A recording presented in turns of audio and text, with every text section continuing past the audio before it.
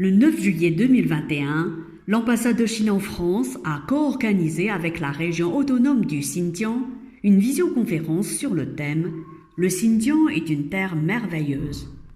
Elle a été présidée par Lu Shaye, l'ambassadeur de Chine en France, et animée en français par Yu Jingsong, ministre conseillère.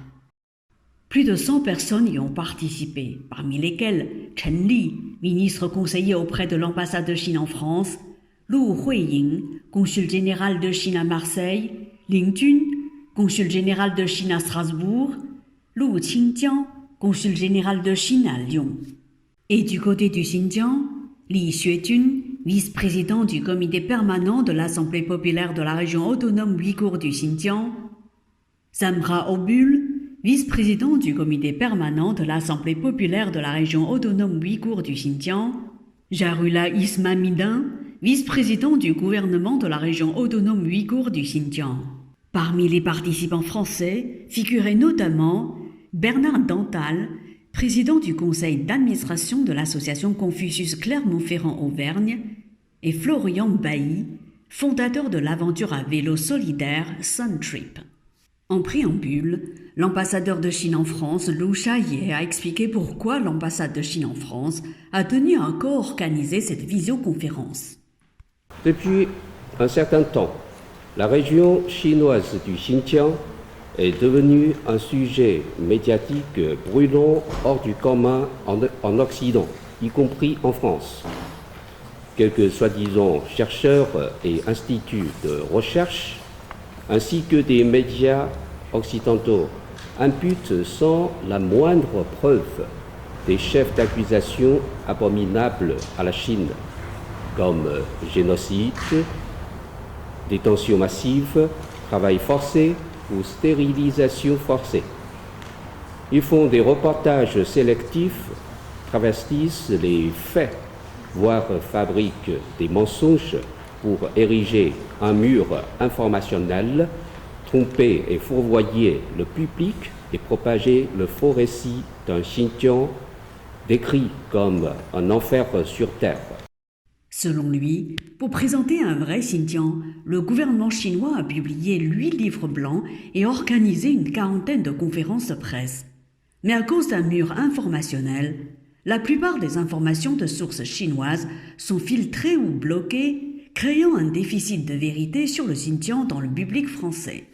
Si nous organisons cette visioconférence d'échange, si nous invitons des responsables de la région autonome ouïghour du Xinjiang à présenter de manière globale et approfondie les questions liées au Xinjiang et invitons des habitants du Xinjiang à partager leurs propres expériences, c'est justement pour créer une plateforme d'échange direct permettant à nos amis français de connaître un vrai Xinjiang, exempt de tout mensonge, rumeur ou fake news, briser le mur informationnel entre la Chine et la France. Après le discours d'introduction de Lu Shaye, Jarullah Ismamidin, vice-président du gouvernement de la région autonome ouïghour du Xinjiang, est intervenu pour décrire la situation réelle du Xinjiang.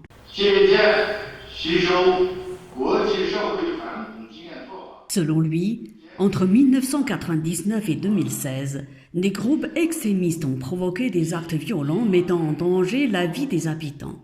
Grâce à de nombreuses mesures efficaces, dont la lutte contre le terrorisme et l'extrémisme religieux, la rééducation et l'amélioration de la vie des habitants, aucun attentat violent n'a eu lieu depuis 4 ans.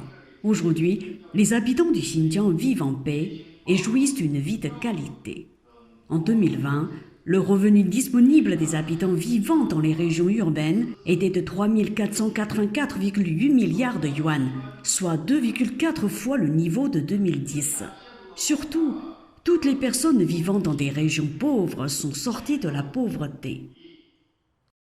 Après son discours, plusieurs habitants du Xinjiang représentant différents milieux sociaux ont apporté leurs témoignages respectifs pour montrer qu'au Xinjiang, la liberté de croyance est respectée, que grâce à l'amélioration sur le marché de l'emploi, les jeunes vivent sans se soucier de leur avenir, que la stérilisation forcée est un mensonge, que l'éducation est gratuite et que les agriculteurs ne sont pas contraints de cultiver du coton. Après leur témoignage, ce fut la séance de questions-réponses, où des participants français ont posé des questions notamment aux représentants du Xinjiang. En effet, c'est de la discussion que jaillit la vérité. Pour en savoir plus sur cette visioconférence, Mandarin TV a tendu le micro à l'ambassadeur de Chine en France. Vraiment, c'est la première fois qu'on organise en collaboration avec la région autonome du Xinjiang ce genre d'échange sur la situation du Xinjiang. Et parce que actuellement, tout le monde le sait, les médias occidentaux ont lancé une campagne de dénigrement, de stigmatisation du Xinjiang, lui a collé des étiquettes telles que le génocide, le travail forcé, la stérilisation forcée, etc. Mais toutes ces allégations sont infondées. Ils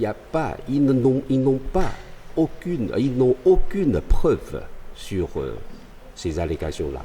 Alors, à travers la présentation du Xinjiang, aujourd'hui, on peut bien connaître quelle est la situation authentique, le cas authentique du Xinjiang.